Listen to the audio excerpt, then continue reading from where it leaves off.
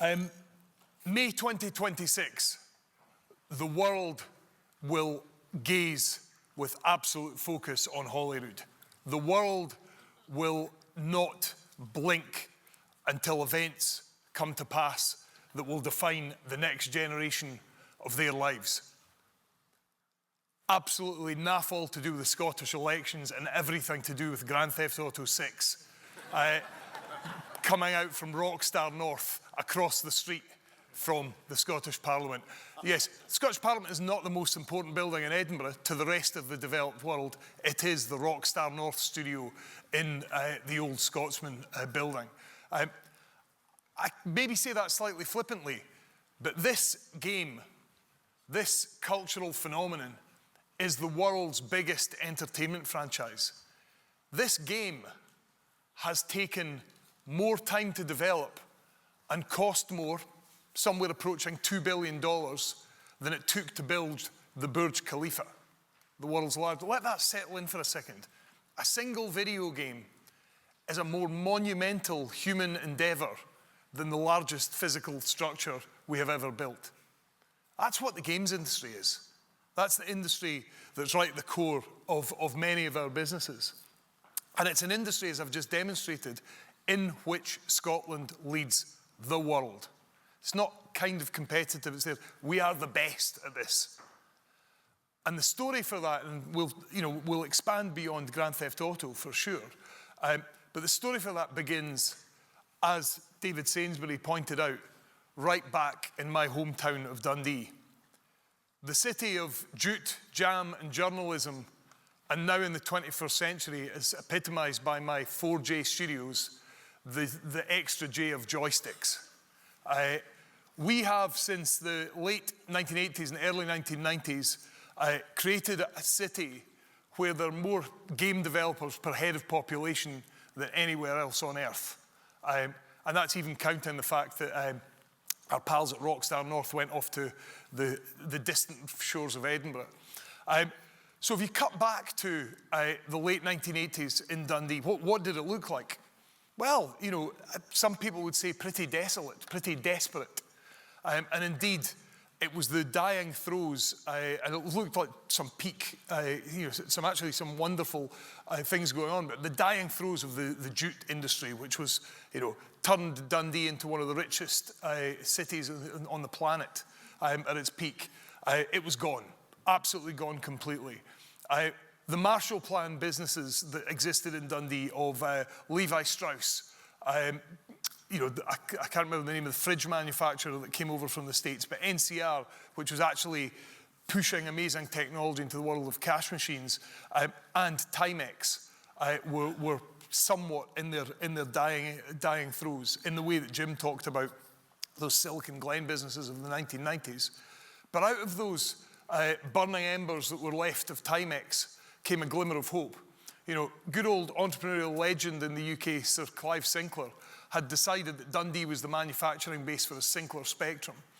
And I remember when it launched in the mid-1980s, every single one of us aspiring geeks, we were desperate to get a hold of a Spectrum across the UK. And I would actually hypothesize for you that the Spectrum's responsible for the phenomenal software industry that we have in the UK today, maybe along with the BBC microcomputer.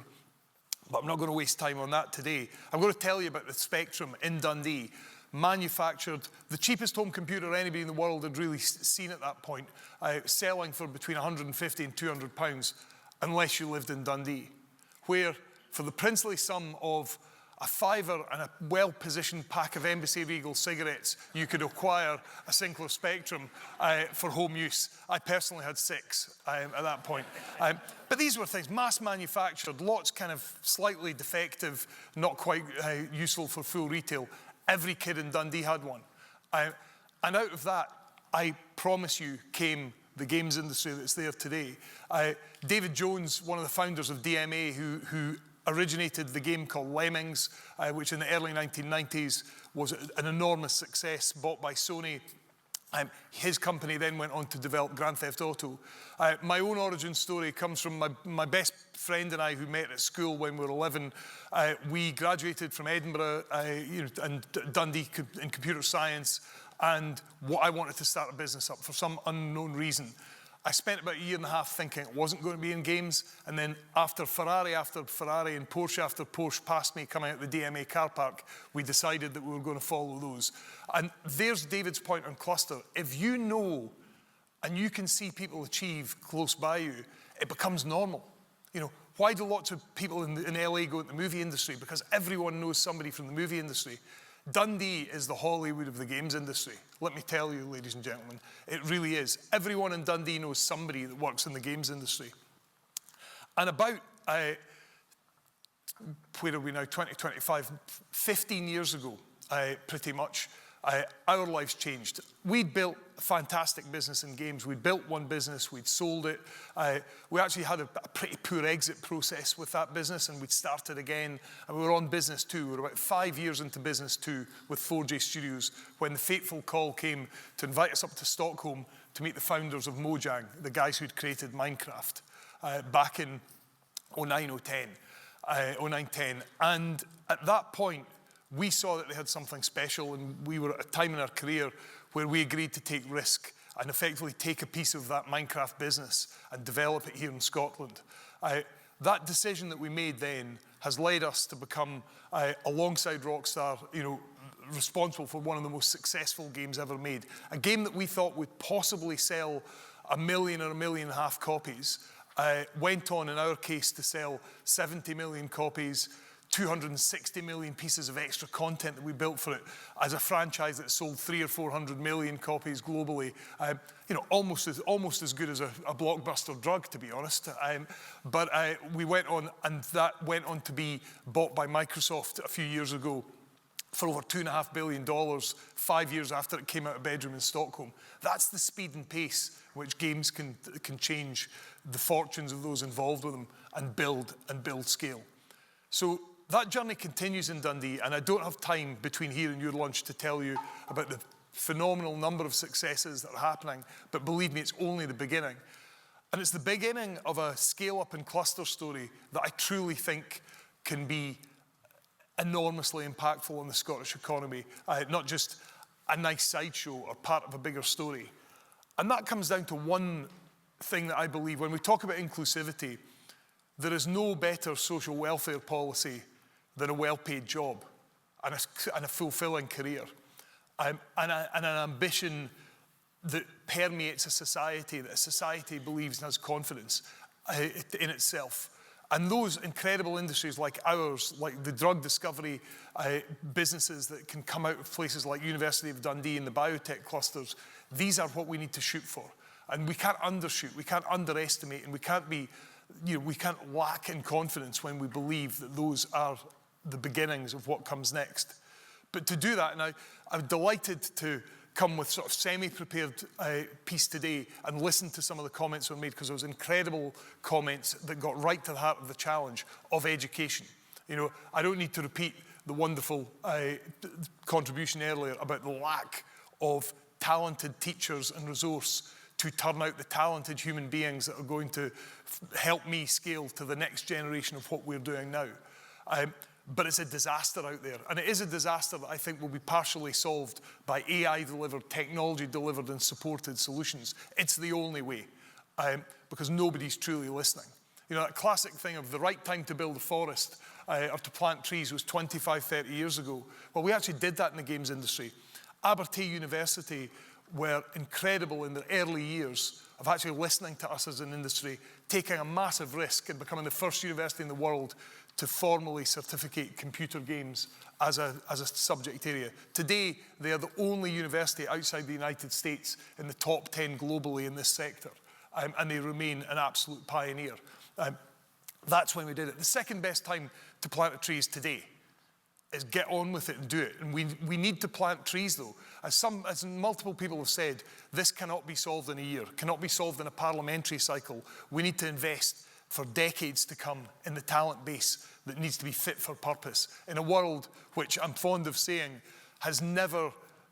we've never existed in a time of faster change than we exist today, and it will never be as slow again. Just let that drop into your head. It's as fast as it's ever been. We're struggling to cope with the pace of change. It'll never be this slow again. It's going to exponentially increase in terms of pace of change from here on in. And we need to equip every human being in our society to be part of that, to be productive and constructive and create full stop, which will create wealth. So, ladies and gentlemen, from my perspective, I think Scotland is entirely set up for success if we believe it and we grab the opportunity and we align ourselves with everyone around us to send that message out there for people to come here and create based on the one natural resource that we have more of than I think as a percentage of population than anyone, and it's talent. You know, yes, wind power is fantastic. Those bits of infrastructure we've got, great. But really, it's all about raw talent. I'm going to leave you by telling you that 5 years ago, my business partner, Paddy, and I knew that our journey with Minecraft was coming to its sunset. We were delighted. We thought we'd maybe get 18 months out of this deal. It's now 15 years and we're still part of it. The movies helped us this year. For anybody that knows what a chicken jockey is, I pity you.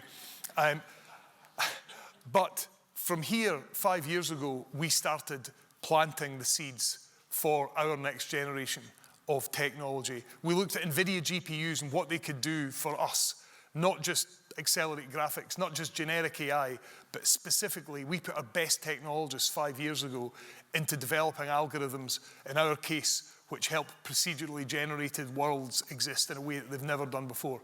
And believe me, we've done it. We have a technology that's 100 times faster empirically than anything else in the world. We've got global businesses in our industry who are desperate to know how they can partner with us and what we've done. We announced it to the world in September.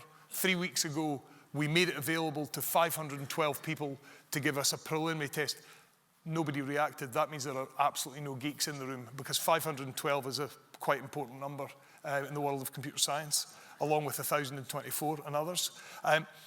But those 512 people in 3 weeks have generated millions of data points for us. We're measuring and using analytics in our own AI platforms to help them inform where we go with the future. This game that we have built is so powerful. We believe our purpose now is to serve a community which will, we believe, number hundreds of millions of people to engage in our game called Reforge for decades to come. And our analogy is, we're like Fender. We make the greatest musical instruments on the planet, and I can kind of play them, but not very well. I'm looking for Jimi Hendrix and Eric Clapton and you know, Brian May to come to our game and take us to the world. And it's going to happen here in Scotland. It's going to happen in our studios in Dundee and Edinburgh. It'll happen worldwide, but the world, in our industry, the world is really coming to Scotland. In September this year, we are hosting for the first time the American Academy of Interactive Arts and Sciences, equivalent of the Oscars for games, their European conference. And the Scottish government have been phenomenal in supporting me to make sure that comes to Scotland. And they helped me invite, for the first time in our history, one of the main board of Nintendo, an incredibly quiet and tight company, is coming to Scotland for the first time to really find out why the magic happens here. And I think our relationship is going to develop for years to come. So I just wanted to give you a quick flash of, hopefully, excitement about one sector. I could speak all day about the many other related sectors that we invest in, but Scotland's future is unbelievably bright. The jobs of the future are here. We just need to make sure that we put ourselves in a position to win. Thank you.